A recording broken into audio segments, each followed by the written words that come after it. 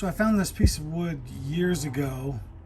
It was a cheese cutting board at one of those home goods stores, probably like a Steinmart or something like that. And just a piece of figured olive wood, but boy, this stuff was so green. I probably bought it back in 2017 and it's 2021 now, so it's been air drying for years. And it feels really good. I don't have a moisture meter to test it, but it feels really dry. On the other side, I marked some lines out, and these are about the length of a cigar blank. So I can get 4 sections this way, 1 piece this way, and then I'll have some scrap left over. And I'm gonna make a couple of pens out of this, some fountain pens again, and I'll be able to use this section here for my section for what I'm trying to do. So this should be a really fun build, something really unique I've been wanting to do for a long time. Okay, now these are cut, and they're roughly 7/8, a little less than 7/8 inch wide, but that's okay.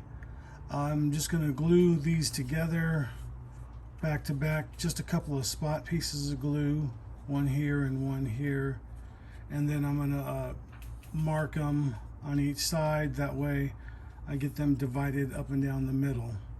So each of these are the exact same width.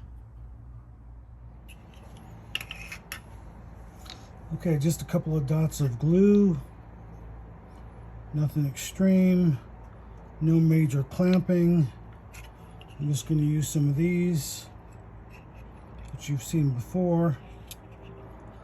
And I'm not looking for a tight joint, but I do want the ends even.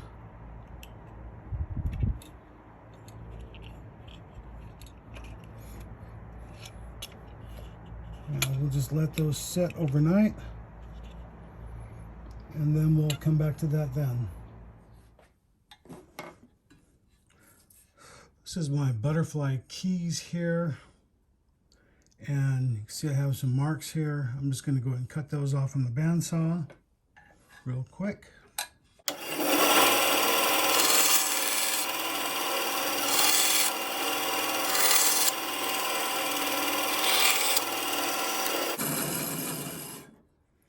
So we only need 4, and as you can see, this is for the cap right here. These are the keys where this needs to go in. So we're just going to cut those out with the bandsaw like that, and then we'll just chisel that out.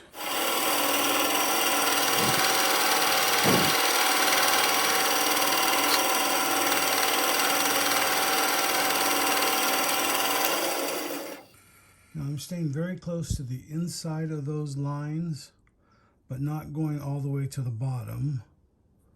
And the reason being is it's easier to take off more than you need to, and but you can't put it back. So I'd rather go a little shy at first and then clean it up with a file if I have to, or go back for another swipe with the blade. So if you followed how I did the previous video on the George Nakashima inspired pen, basically using the same technique, but if you haven't followed it, this is what I'm doing. After I cut that, I just use this little jig right here, and then I am, not very crazy about making all sorts of jigs. I like to use what I do have, although I do like making jigs. But stuff like this is really simple to use. And as you can see right there, I'm just using a 1/8 inch chisel. And then we're just going to follow that through.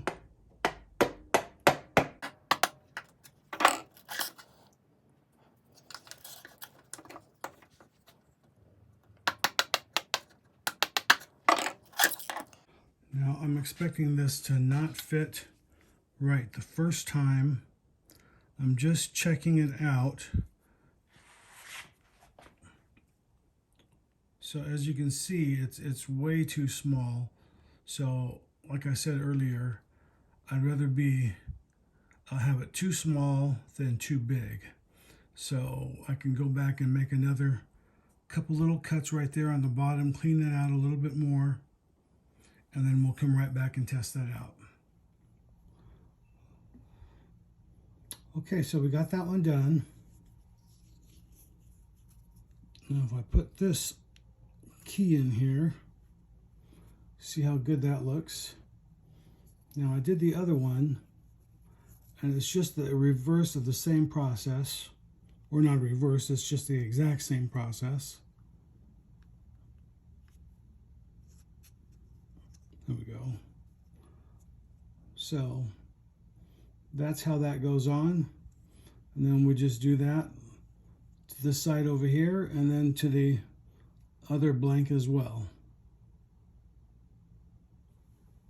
Okay, so there is the completed butterfly keys attached in there. Now we just need to cut out the middle part that's highlighted. Okay, that's what that looks like now that that is cut apart and sort of sanded in the middle. Now I'm just going to clamp and glue that together with some CA thin glue, and we'll let that set for a day before I can drill it out and do anything else with it.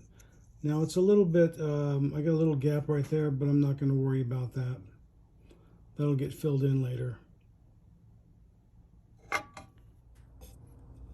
Okay, so this is what our blank looks like so far after it's glued up. And then you can see the other side. So those look pretty good. Now the next part is we're just going to fill in all that inside with resin. So we're going to have to, I'm going to tape up all three sides of the blank and then pour in a colored resin from the top. And then we'll do that with both of these at the same time next. Now we're getting ready to get to the fun part here. I have 1 ounce of this casting craft resin already poured.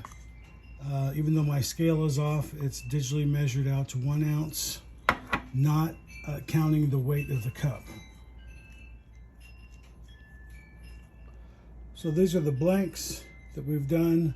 You see I have them wrapped in tape all the way around, and I'm just going to put both of those done, the upper and the lower.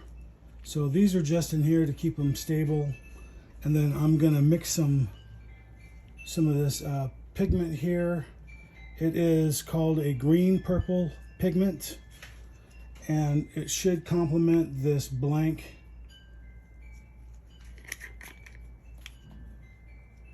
I don't have a scoop or a measurement, so I'm just going to put a little bit in because it's only 1 ounce, and probably don't even need to use that much. It says that this stuff goes a long ways. So we'll go and mix that up real quick. Then I'll put in some activator drops.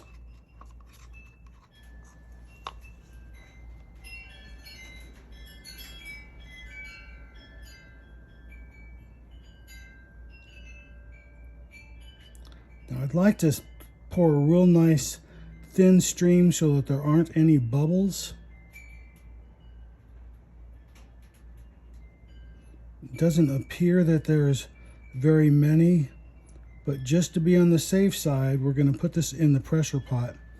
So I'm going to add a little bit more on top just in case. We'll see how this does as far as the other side goes.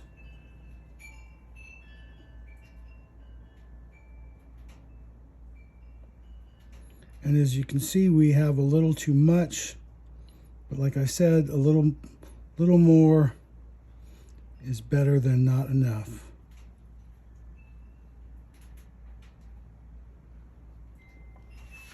Okay, now we're ready to go ahead and place this inside my homemade pressure pot here.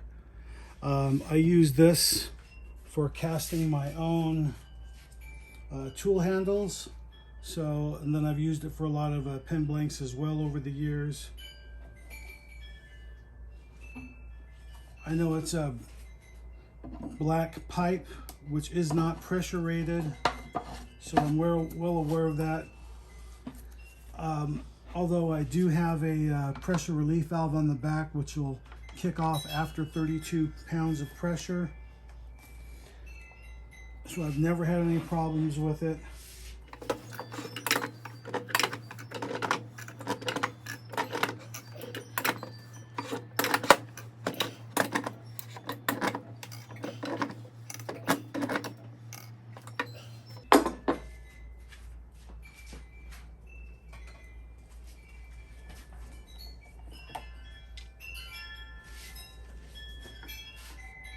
So that happens pretty quickly as far as the pressure goes, collapsing all the air bubbles inside. Now what I like to do is I just leave this set overnight, and then we'll come back to it in a day or two when I have time. We're back, and I took these out of the pressure tank, and you can see what they look like top and bottom. And they look pretty good so far. I really like that color. When we get up close and look at it, that's going to look really, really nice. And you can see it's a green purple. This has got a cure for a couple days still, because it's a little tacky. And once that cures, I'm going to sand it flush so that it looks like this on both sides. And then we'll come back and show you what that looks like. We're back, and you can see what these blanks look like, both sides. Yeah, I'm kind of happy with the way these blanks turned out, and I can't wait to put them together in the next kit, or next pen rather, bespoke fountain pen, and should be really nice. But I hope you enjoyed this video. Thanks for watching and subscribing, and if you haven't subscribed, please do. It really helps out a lot. Give us a like, and thanks again. Have a great day. Hey, this is Gabriel Castro. Thanks for watching my YouTube channel. You can click on the link right here and subscribe. You can watch a video series right here, or the latest video right here.